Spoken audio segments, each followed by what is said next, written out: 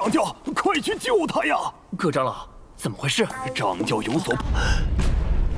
这里。 Pada episode kali ini, scene berlatar di sekte abadi alias sekte Beichen. Terlihat di sana suasana sedang tidak baik-baik saja. Gimana tidak bahwa ternyata salah satu murid dari sekte abadi telah ada yang menculiknya. Kini ketua G sedang melaporkan perihal hilangnya satu murid sekte abadi kepada ketua sekte yaitu Beichen. Sekaligus ketua G meminta tolong untuk segera bertindak menyelamatkan salah satu murid sekte abadi tersebut. Dikarenakan situasinya sangatlah berbahaya bagi keselamatan dirinya. Apabila tidak segera ditolong mungkin nyawa taruhannya. Mendengar laporan tersebut bukannya segera bertindak, tapi dia malah tidak tahu apapun tentang masalah ini. Bahkan dia bertanya balik kepada ketua G dengan bertanya apa yang telah terjadi. Sontak percakapan pun makin panjang karena ternyata sang guru ketua sekte abadi tidak tahu dan tidak menyadari bahwa salah satu dari muridnya telah hilang. 会成为齐秦宫弟子的道侣。 Alhasil ketua G mau tidak mau menjelaskan dengan rinci apa yang telah terjadi. Sehingga dia pun menceritakan dengan panjang lebar bahwasanya salah satu murid dari sekte abadi telah diculik oleh istana Qiqing. Di mana tempat itu sangatlah berbahaya bagi kaum laki-laki. Gimana tidak, jadi siapapun praktisi laki-laki yang masuk ke wilayah istana Qiqing, mereka akan dijadikan korban pemuas nafsu birahinya. Jadi kesimpulan yang disampaikan oleh ketua G bahwa murid sekte abadi akan dijadikan pemuas nafsu bagi para wanita termasuk sang ratu yang sangat tergila-gila akan cinta. Jika tidak segera ditolong, maka yang akan terjadi murid sekte abadi tidak akan bisa menolak tipu daya para wanita itu. Mendengar penjelasan yang begitu rinci, real, aktual dan terpercaya oleh ketua G, kini Beichen merasa terpanggil akan dirinya sebagai seorang ketua sekte. Dia memiliki rasa tanggung jawab terhadap para murid sekte abadi. Maka Beichen mendeklarasi untuk menyelamatkan muridnya. Melihat gurunya begitu bersemangat, kini Haitian si murid Beichen yang paling tua menyambar omongan gurunya bahwasannya dia dan para murid lainnya siap untuk mengikuti guru dan ini adalah tugas para murid untuk melakukannya. Alih-alih bukannya bahagia melihat muridnya ikut antusias bahkan ikut andil untuk melakukan pertolongan terhadap murid yang telah diculik, tapi Beichen malah menahan mereka bertiga untuk tidak ikut bersama gurunya dikarenakan ini misi terlalu berbahaya bagi diri mereka. Jadi Beichen meminta Haitian, Zhao Hong, dan Lin Xuan untuk kembali ke Lingzhou menjaga Xuan Yu dan Beichen malah meminta Luoli Li Xian untuk ikut dengan Beichen. Yang jelas guys, bahwa jika murid laki-laki ikut bersama Beichen memasuki istana para wanita, maka ini bakal merepotkan Beichen karena mereka bertiga bisa saja bakal terpengaruh oleh rayuan dan kecantikan para wanita yang ada di sana. Logis. 营救长生。是。系统，打开物品栏。 Akhirnya Beichen melangkah pergi dari sekte abadi menuju ke tempat istana wanita. Namun sebelum itu Beichen meminta kepada sistem untuk diberikan bantuan berupa kartu teleportasi. Namun sialnya Beichen ternyata persediaan di dalam sistemnya telah habis. Alhasil mau tidak mau Beichen harus mengajak ketua G untuk mendampingi dirinya. Meskipun ketua G agak sedikit terpaksa, namun dia tetap mentaati perintah dari ketua sekte abadi dan berangkat bersama. Scene beralih ke istana Qiqing alias istana wanita penggila cinta, di mana di sana Su Changseng baru siuman dari pingsannya. Dia kaget bukan kepalang karena ketika membuka mata ternyata dia melihat di depannya ada seorang wanita yang begitu cantik memakai pakaian baju kimono warna hijau dengan suara yang sangat lembut. Si wanita ini bertanya kepada Su Changseng, "Tuan muda, kamu sudah bangun?" Kemudian di arah belakang terdengar juga suara yang begitu lembut dan merdu. "Apakah kamu pusing?" Ternyata yang di belakang itu bernama Yin Niang. Dan yang paling depan dia bernama Lulu. Mereka mencoba menggoda Su Changseng. Bukannya Su Changseng bahagia dan Lulu akan perlakuan dari kedua cewek cantik ini. Dia malah terkejut dan bangun dari tidurnya dikarenakan dia belum pernah diperlakukan seperti itu oleh seorang wanita. Namun kedua wanita ini tidaklah menyerah. Mereka memegang masing-masing tangan dari Su Changsheng dengan hangat. Dan juga mereka memberi rayuan yang begitu menggoda kepada Su Changsheng. Namun kembali lagi Su Changsheng menolaknya.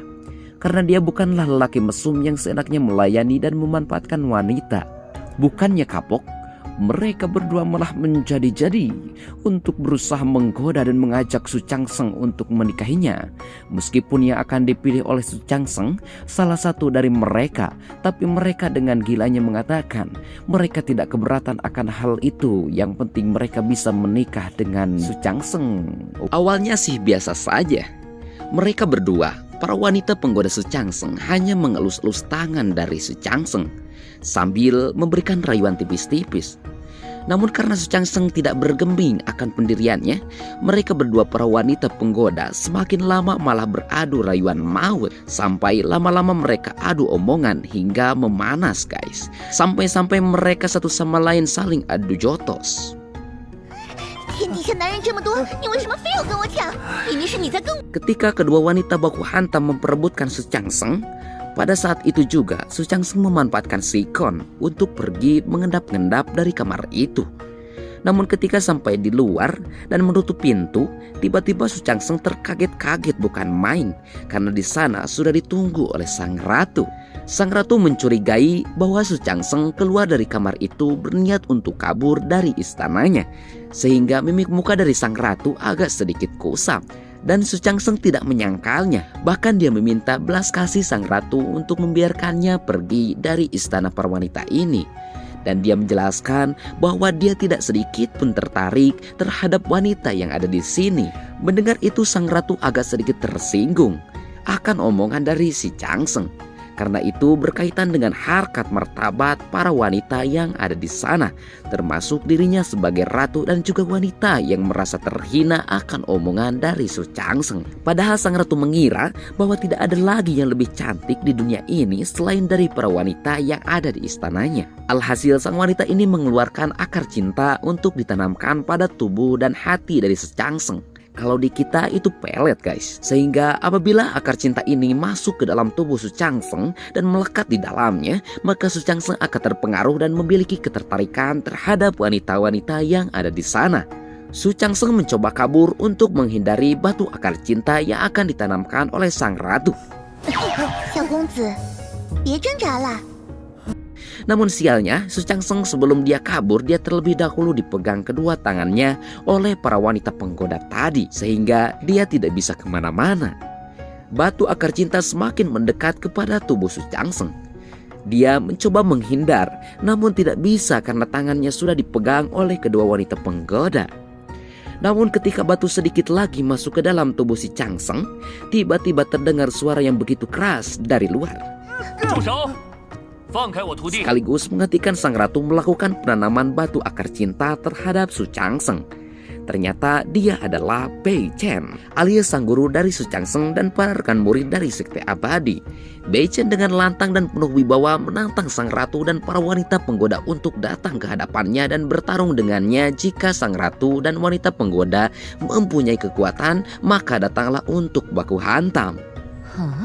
Sontak mendengar suara itu, sang ratu berbalik arah dan memandangi keluar dengan sorot mata yang tajam dan penuh kekejaman.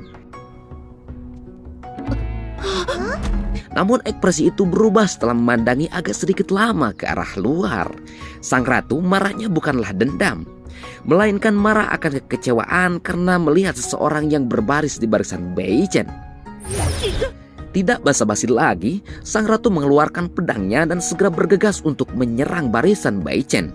Dia mengangkat pedang lalu membacok dari salah satu orang Sekte Abadi.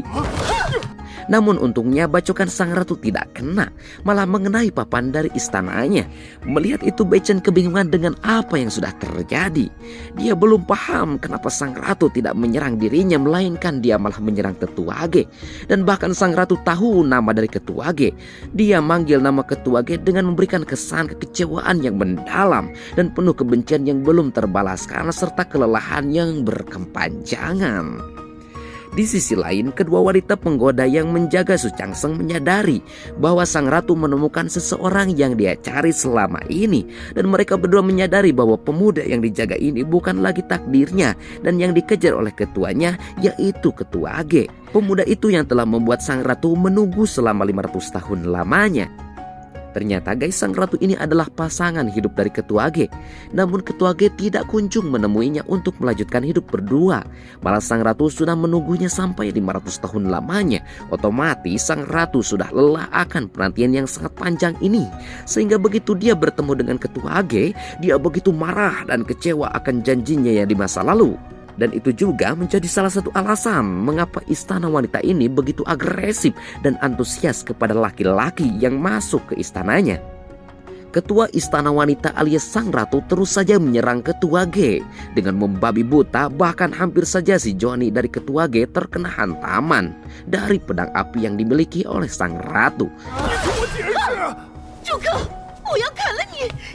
Meskipun berkali-kali Ketua Ge meminta untuk berhenti dan mendengarkan penjelasannya, namun karena terlanjur kecewa, sang ratu terus saja mengejarnya dan menyerangnya.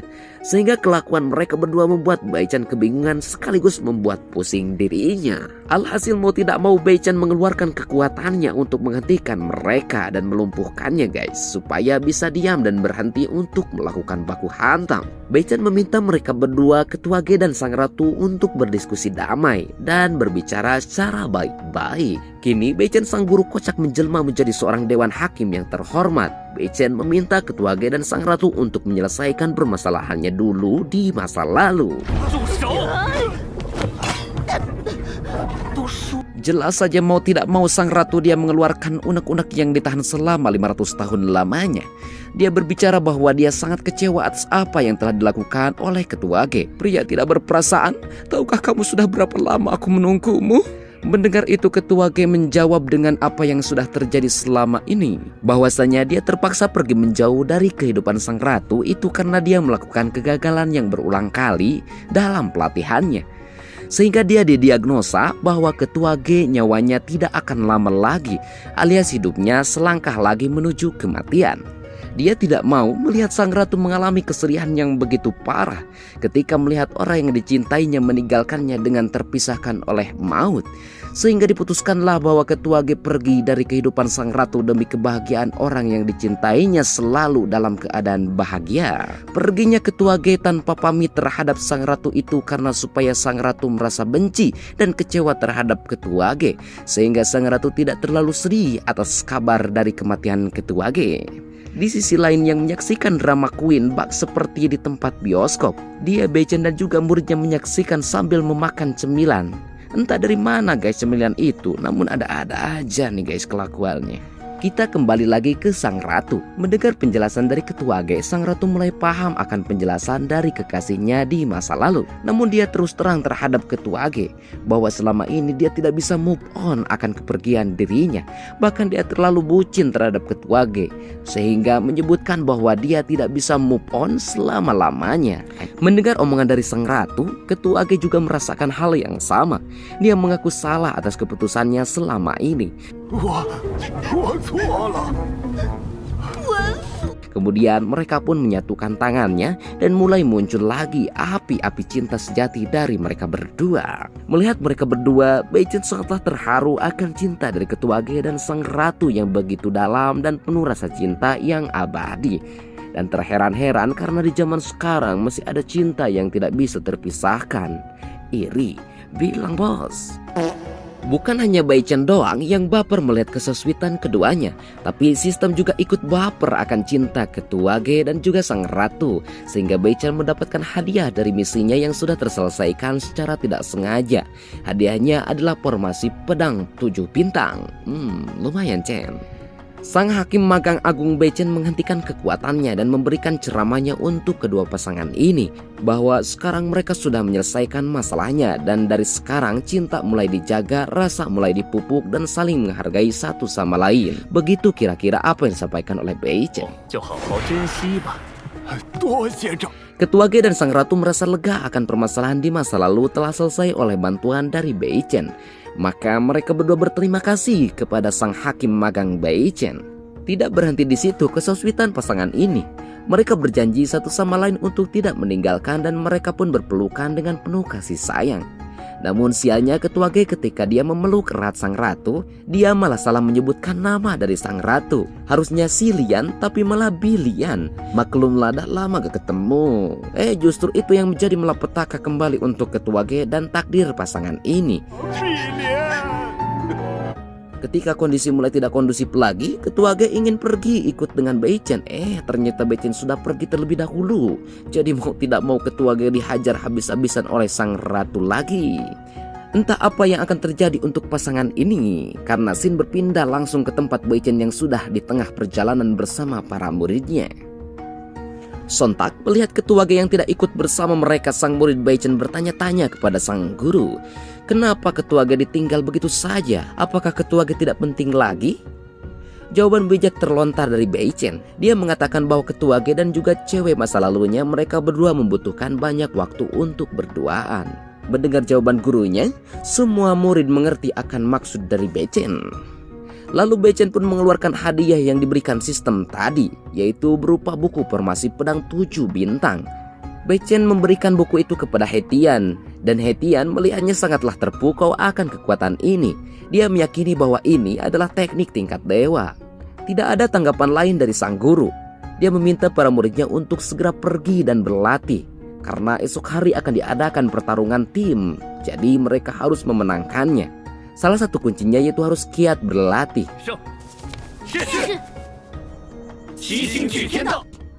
Jelas para muridnya mengiyakan dan bersemangat untuk berlatih. Mereka ingin membuktikan kepada gurunya bahwa mereka adalah yang terbaik. Mereka para murid Bei Chen mengeluarkan kata-kata mutiara mantra dari buku tersebut. Dimulai dari Hetian sampai kepada Lisian. Namun formasi terhenti karena ternyata syarat untuk kesempurnaan dari teknik tersebut harus 7 orang. Dan solusinya, Linsi si murid baru harus bergabung bersama para murid lainnya. Awalnya Linsi menolak karena dia merasa belum cukup kekuatannya untuk bisa bergabung bersama mereka. Namun formasi pedang bintang 7 tidak dapat dijalankan jika tanpa Linsi. Linsi pun mencoba untuk percaya diri dan melihat ke arah gurunya. Karena gurunya mengiyakan juga mempercayai dirinya, maka dia tidak akan menyanyiakannya. Dia pun maju dan menjadi bintang ke-7, yaitu menembus alam semesta dengan mantra Dewa Pedang tersenyum bangga. Dan formasi pedang bintang 7 pun berhasil dijalankan. Mereka semua terbang ke langit dan mengeluarkan formasi yang sangat indah menakjubkan.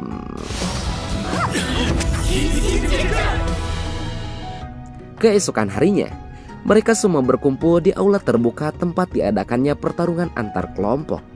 Pembantu acara itu meminta kepada semua peserta untuk membawa dan mengeluarkan panji yang diperoleh dari kompetisi kemarin. Kelompok Sekte Abadi mengeluarkan 2 panji bendera saja. Sontak melihat itu penjaga pangeran yang sekarang menjadi pemandu acara terheran-heran dan menanyakan kepada sang pangeran yang sekarang menjadi murid Bei Chen, kenapa hanya punya 2? Sang pangeran menjawab bahwa Sekte Abadi tidak memiliki sifat ria akan kekuatan dan kehebatan mereka, sehingga mereka diajarkan oleh sang guru untuk merendah dan tidak tergiur akan ketenaran semata. Jadi mereka hanya menangkap 2 panji saja. Mendengar penjelasan pangeran, pemandu acara terpukau akan pola pikir dan kebijakan dari sang pangeran yang dulunya tidaklah seperti sekarang. Sang penjaga mengumumkan kepada semua peserta serta semua praktisi yang hadir di sana bahwa tim dari Sekte Abadi berhasil mengumpulkan 2 panji. Lisian yang ada di samping Bei Chen mengaku salah dan meminta maaf atas apa yang sudah terjadi. Dikarenakan tim Sekte Abadi memperoleh 2 panji itu karena kesalahannya. Namun Bei Chen tidak mematahkan semangat murid bontotnya ini. Dia malah tidak menyalahkan, tapi malah memuji kerja dari Linsi. Bahkan 2 panji yang diperoleh itu berkat dari kehebatan dirinya. Ketika perbincangan belum selesai, terdengar suara agak sedikit gemuruh di aula terbuka tersebut, di mana tidak semua peserta kecuali tim Sekte Abadi meneriaki satu kelompok dengan teriakan penipu, penipu, penipu. Dikarenakan kelompok Sekte Wuji Dao memperoleh panjinya sangatlah jomplang dengan peserta lain, yang lain 2-3 mereka malah ratusan lebih. Jelas para peserta lain merasa ini curang dan ini penipuan. Tim kelompok sekte Wuji Dao merasa tersudutkan dan malu. Gimana tidak bahwa memang benar perbedaan jumlah panji kelompok mereka dengan kelompok lain jomplang. Ditambah lagi, pemandu kompetisi hari ini mengumumkan bahwa pertandingan kemarin menimbulkan ketidakpuasan di antara banyak tim peserta. Jadi sang pemandu memutuskan bahwa kompetisi kemarin tidak akan dihitung sebagai poin. Dan kabar gembiranya bahwa semua sekte bisa maju ke babak kompetisi berikutnya. Mendengar itu, sekte Wuji agak sedikit kurang menerima atas apa yang telah disampaikan oleh pemandu. Gimana tidak bahwa dia telah mengumpulkan beratus-ratus panji hanya untuk memenangkan kompetisi ini. Namun takdir berkata lain, bahwa sekte Wuji harus melaksanakan final kompetisi terlebih dahulu dan lawannya adalah tim kelompok sekte abadi.